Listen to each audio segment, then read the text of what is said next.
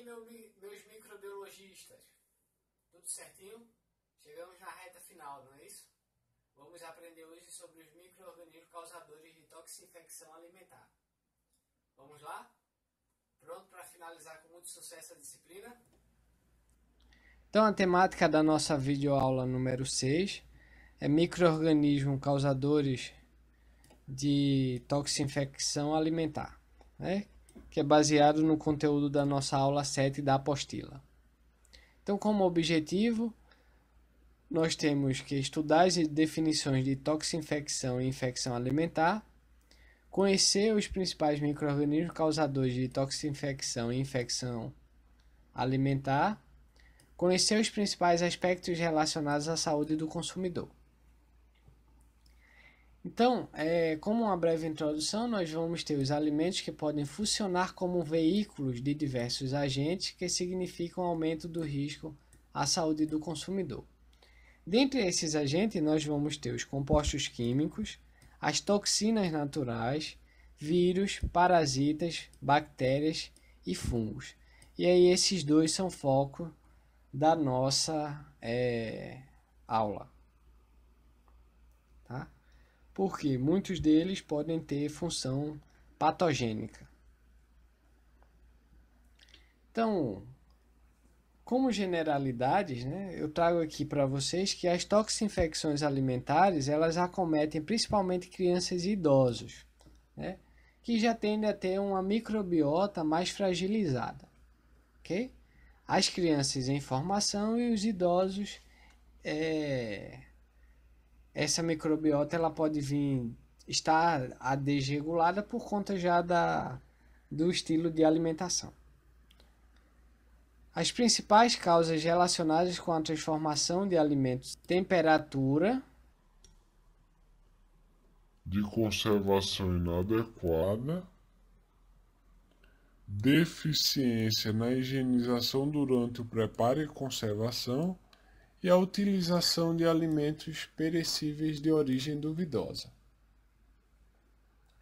Então, dentre as definições, nós temos que ter bem claro a ideia do que é toxinfecção alimentar ou intoxicação alimentar e também da infecção alimentar. Quando a gente fala em toxinfecção alimentar, nós estamos falando de uma infecção causada pela ingestão de alimentos contendo toxinas microbianas pré-formadas. Tá? Enquanto a infecção alimentar, ela é causada pela ingestão de alimentos contendo células viáveis de micro-organismos patogênicos. E aqui a gente tem a ideia de que se o consumidor ele acabar ingerindo células viáveis, né, de micro-organismos e depois dessa ingestão o micro-organismo produz toxinas que vai causar o efeito patogênico, né, no consumidor, a gente mesmo assim ainda tem uma infecção alimentar.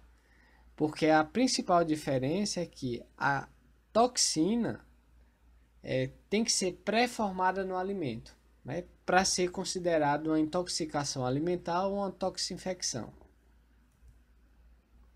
Tá?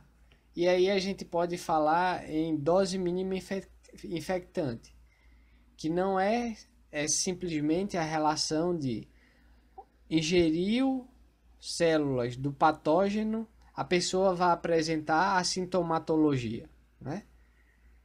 Não.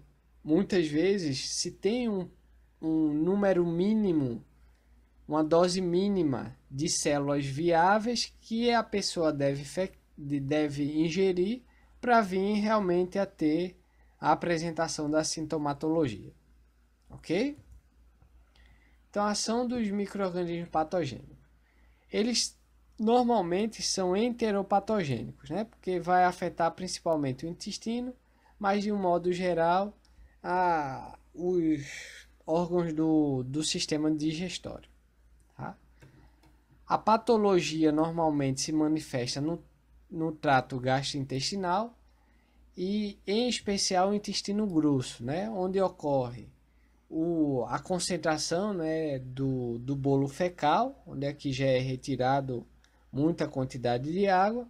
Além disso, esse ambiente ele vai apresentar baixo teor de oxigênio, né, que acaba favorecendo os organismos anaeróbios ou os facultativos. Tá? O intestino, por si só, ele vai possuir, são ideais para o bom funcionamento do órgão.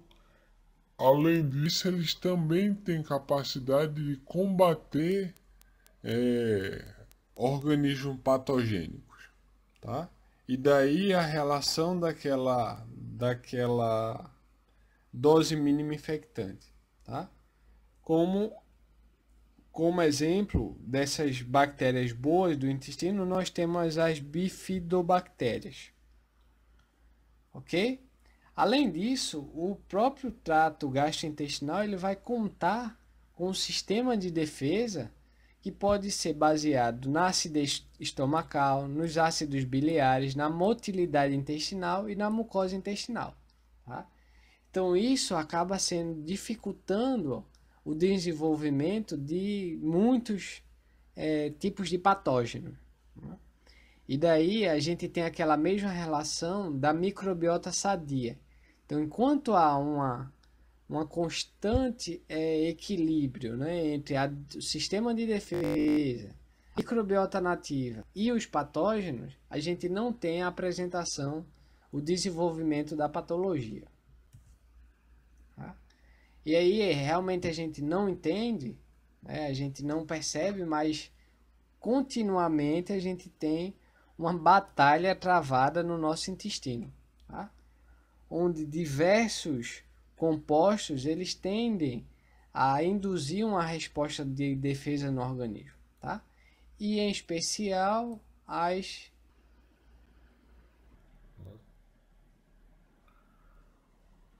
Aqui nós temos, quando há uma desregulação nessa batalha, né, um desequilíbrio nessa batalha, nós aí acabamos apresentando algumas sintomatologias, né, de uma infecção alimentar ou intoxinfecção alimentar, como vômitos, diarreias, dores abdominais, náusea e febre, né, sendo o vômito, diarreia e dores abdominais e também a náusea mais comum, tá?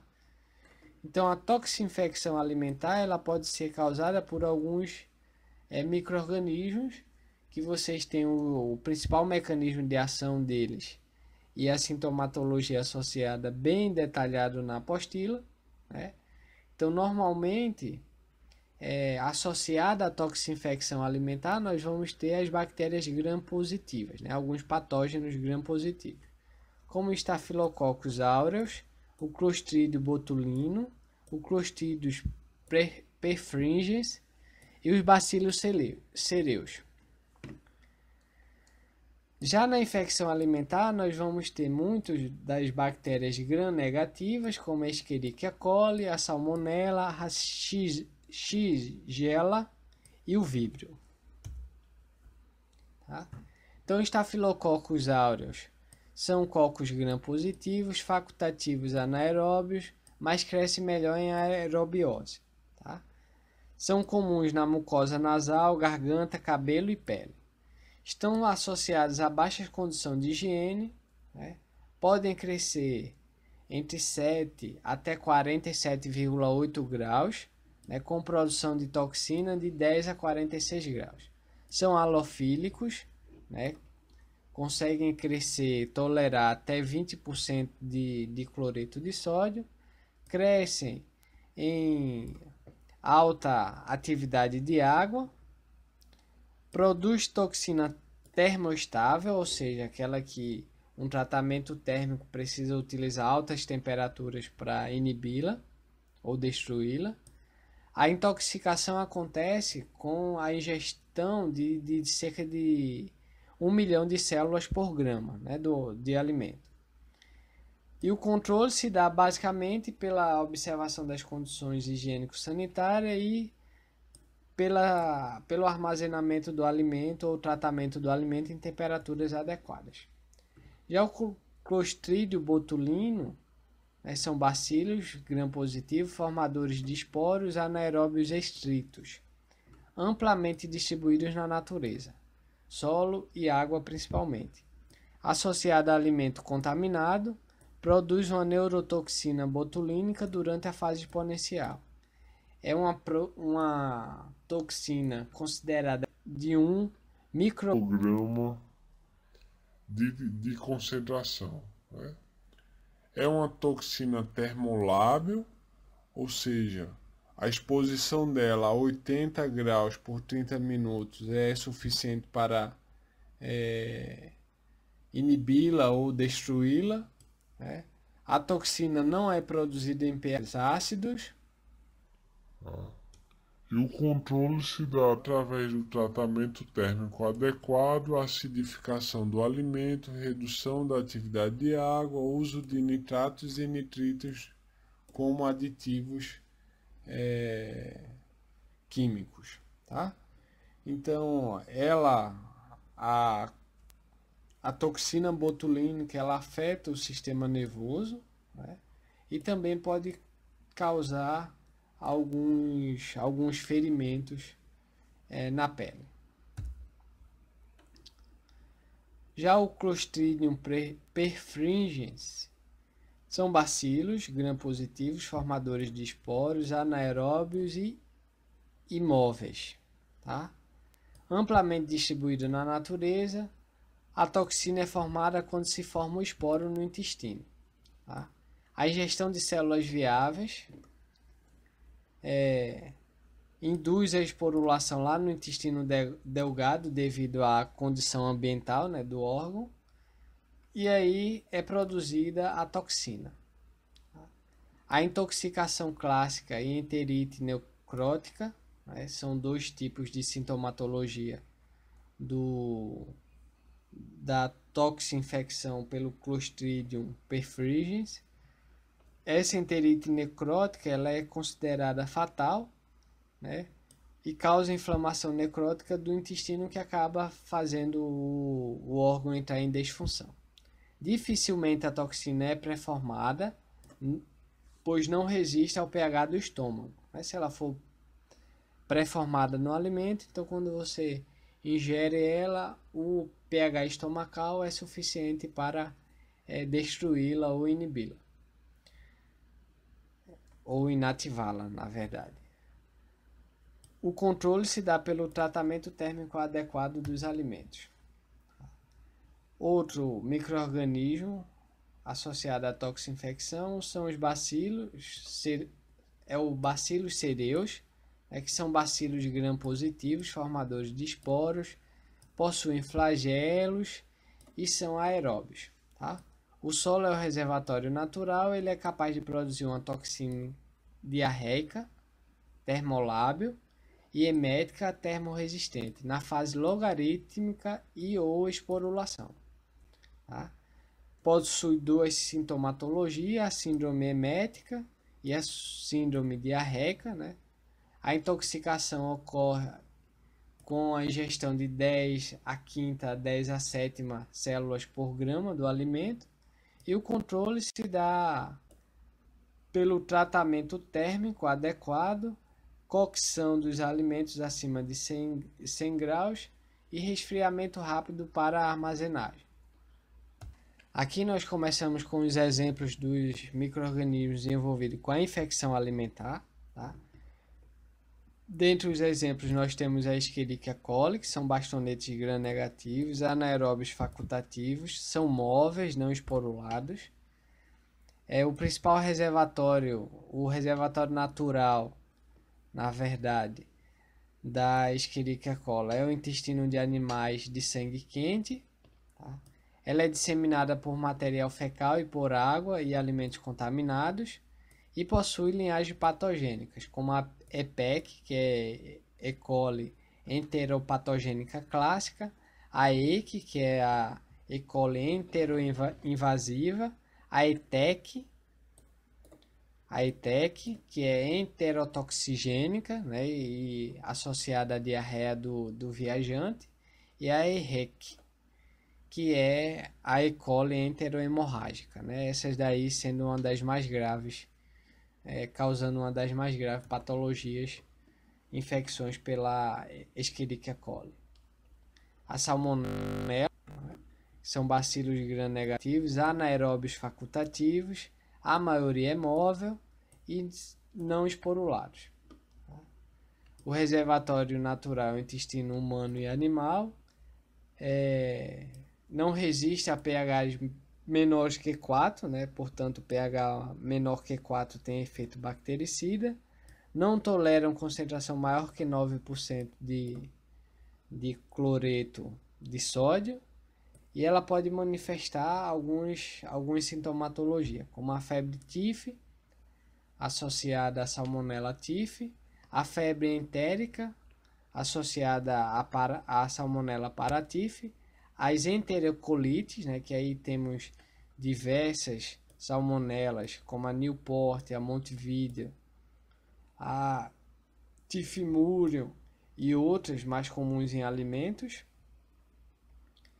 E também a contaminação do canal ovopositor de galináceos, tá? Como a Salmonella enterides, tá? Que ela tem a capacidade de contaminar esse canal ovopositor e, portanto, a galinha, quando infectada, ela acaba produzindo ovos que já possuem a contaminação por salmonela.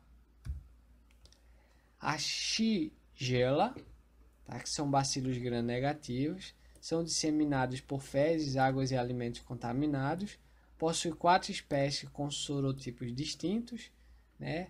A Dysenterie, a Flexneri, a Boidii e a Sonnei, tá? Ela pode provocar convulsões em crianças até 4 anos. O víbrio, que aí a gente tem o destaque do víbrio cholerae, que é o agente etiológico da cólera, né?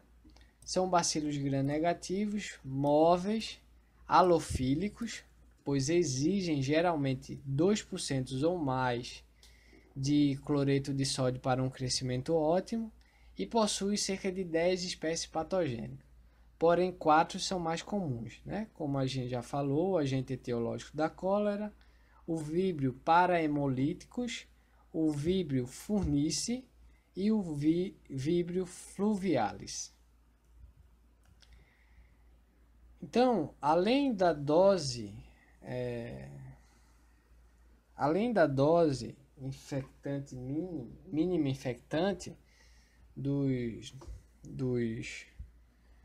micro-organismos, né, patogênicos, nós também temos aí como fator que podem ser utilizados para avaliação da sintomatologia o tempo de incubação dos principais patógenos transmitidos por alimento. Então aqui eu trago para vocês um gráfico, né, que demonstra que dependendo dos micro-organismos patogênicos, aqui a gente excede os números as espécies avaliadas na nossa apostila, né, onde o tempo de incubação, ou seja, o tempo de infecção do consumidor e a apresentação da sintomatologia, ela pode ir de horas, né, como Staphylococcus aureus, até dias, como o caso do vírus da hepatite A. Então, galerinha, eu agradeço a atenção de vocês, tá? Espero que vocês tenham aproveitado o máximo das nossas videoaulas, do nosso AVA, tá? Estamos finalizando, mas aceito sugestões, reclamações e também avaliações, né? Eu acredito que não tenhamos muito elogios. Então, desejo a vocês sucesso com as próximas disciplinas que virão. Parabéns pela persistência, tá? E eu acho que é isso. Sucesso para vocês. Abraço.